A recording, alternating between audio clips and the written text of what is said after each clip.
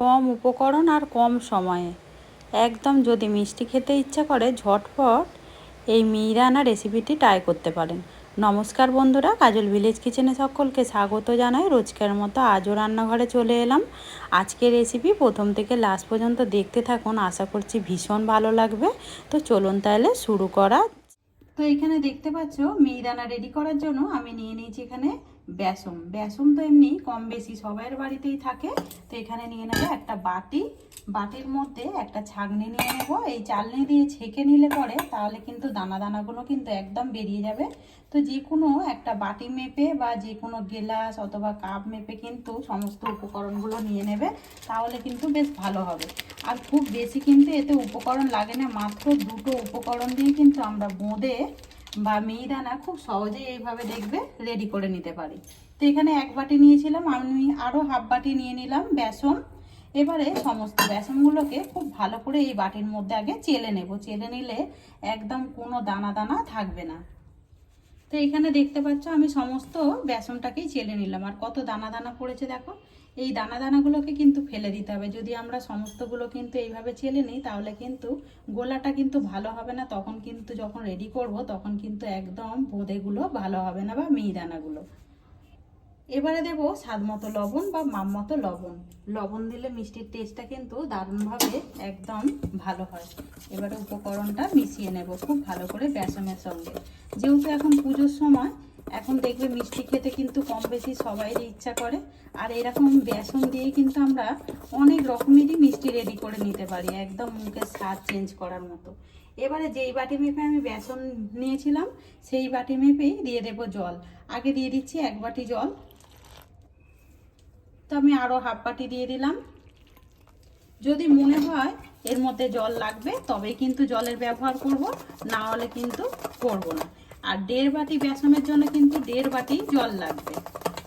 খুব ভালো করে গোলাটাকে গুলে নিতে হবে এইভাবে। তো এখানে গোলাটাকে আমি খুব ভালোভাবে কিন্তু গুলে নিলাম। মাত্র দুটো উপকরণ দিয়ে দেখো গোলাটা এবারে কেমন হয়েছে আমি দেখাচ্ছি। তো এখানে দেখতে পাচ্ছ একেবারে পাতলাও না আবার একেবারে কিন্তু ঘনও না, ঠিক এইভাবেই পড়বে। এরকমই গোলাটাকে গুলে নিতে হবে। দেখো কিরকম আমি ঘনত্বটা রেখেছি, এরকমই ঠিক রাখতে হবে। তো এবার আমি এটাকে সাইডে রেখে দেবো।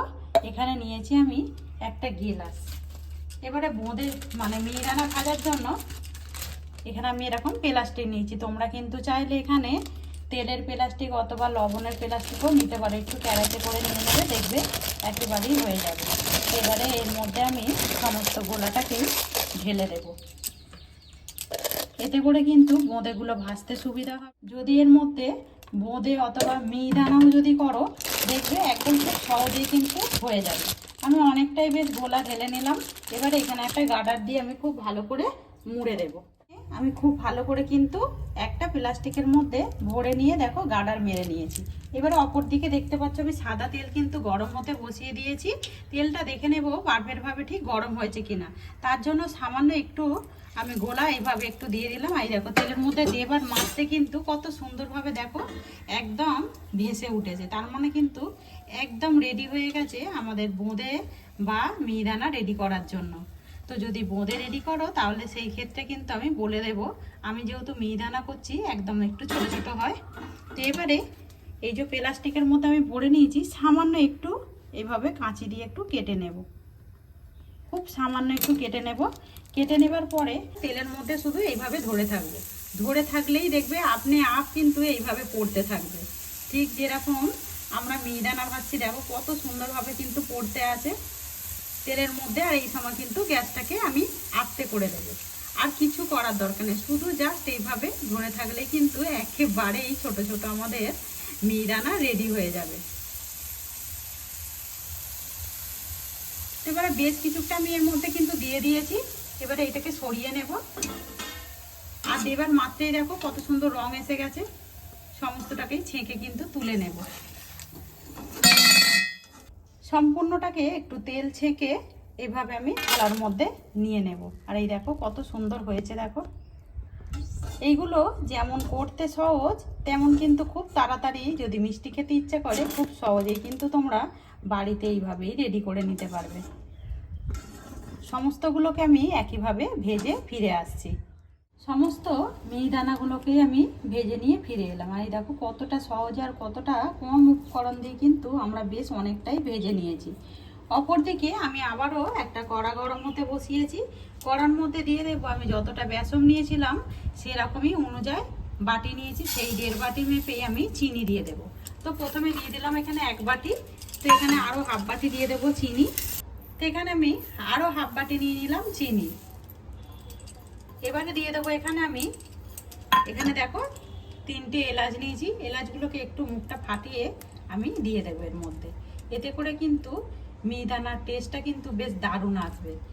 অতি অবশ্যই কিন্তু এলাচটা দেবে, এলাচ দিলে কিন্তু খেতে ভালো লাগবে। আর দেখবে যখন আমাদের বাজার থেকে কিন্তু এরকম মিহিদানা কিনে নিয়ে আসে তখন কিন্তু এরকম এলাচ কিন্তু পাবে। ওই বাটি মেপেই আমি দিয়ে দেবো এখানে 1.5 বাটি জল।